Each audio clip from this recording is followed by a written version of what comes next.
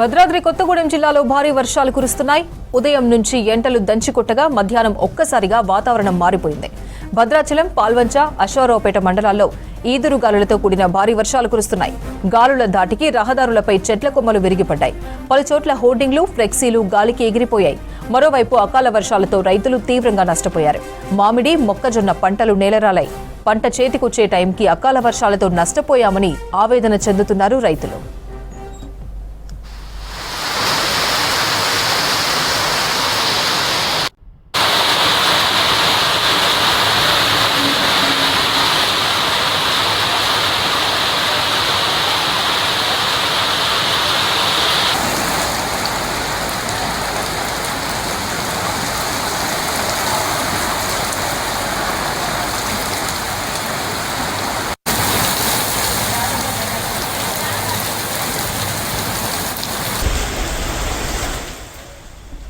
భద్రాద్రి కొత్తగూడెం జిల్లాలో భారీ వర్షాలు కురుస్తున్నాయి. ఉదయం నుంచి ఎండలు దంచికుట్టగా మధ్యాహ్నం ఒక్కసారిగా వాతావరణం మారిపోయింది.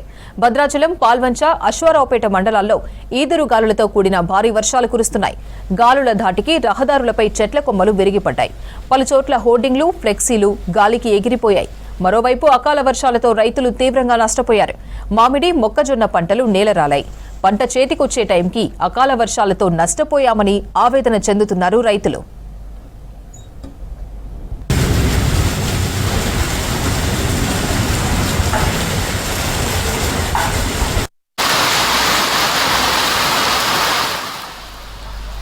మరిన్ని డీటెయిల్స్ ఖమ్మం నుంచి ఖదీర్ ఫోన్ లైన్ లో అందిస్తారు. ఖదీర్, వర్షాలకు సంబంధించి అప్డేట్స్ ఏంటి?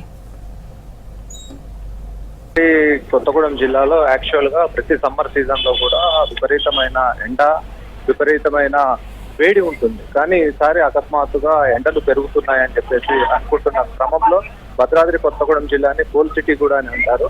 అయితే ఈ క్రమంలో ఎండలు తీవ్రతరం అవుతున్నాయి అని చెప్పేసి భావిస్తున్న క్రమంలో అకస్మాత్తుగా వాతావరణం చల్లబడింది. దాంతో పాటుగా ఈదురుగాలులు వీచి మొక్కజొన్న, దాంతో పాటుగా ఏదైతే మామిడి పంట, రకరకాల పంటలు ఏదైతే ఉన్నాయో వాణిజ్య పంటలకు సంబంధించిన నష్టం అనేది ఎక్కువగా వాటిల్లినట్టు తెలుస్తా ఉంది. ప్రధానంగా భద్రాచలం, పాల్వంచ మరియు అశ్వారావుపేటలో ఎక్కువగా వాణిజ్య పంటలు ఉన్నాయి. అయితే ఈ ప్రాంతాల్లో ఎక్కువగా వర్షపాతం అనేది నమోదైనట్టు తెలుస్తా ఉంది. అయితే అశ్వారావుపేటలో ఒక్కసారిగా వాతావరణం మారటంతో పాటుగా ఈదురుగాలు, దాంతో పాటుగా భారీ గాలులు రావడం కారణంగా జరుగుతున్న ఫ్లెక్సీలు అనేక రకరకాల నష్టం కూడా వాటిల్లింది. అయితే ప్రస్తుతం కొంత ఉపశమనం అయితే లభించింది. అయితే ఎండల నుంచి అనేక రోజుల నుంచి ఇబ్బంది పడుతున్న ప్రజలు మాత్రం వాతావరణం చల్లబడటంతో కాస్త రిలాక్స్ అయ్యారు. కానీ ఎవరైతే రైతులు ఉన్నారో రైతులకు తీవ్ర నష్టం వాటినట్టు తెలుస్తా ఉంది. అయితే ప్రస్తుతం ఒక్కసారిగా వాతావరణం మారటంతో రైతులందరూ కూడా అకస్మాత్తుగా ఎలాంటి నష్ట నివారణ చర్యలు కూడా చేపట్టుకోలేకపోయారు. అయితే ప్రస్తుతం అక్కడ ఎవరైతే మామిడి రైతులు ఉన్నారో, మొక్కజొన్న రైతులు ఉన్నారో వారి పంటను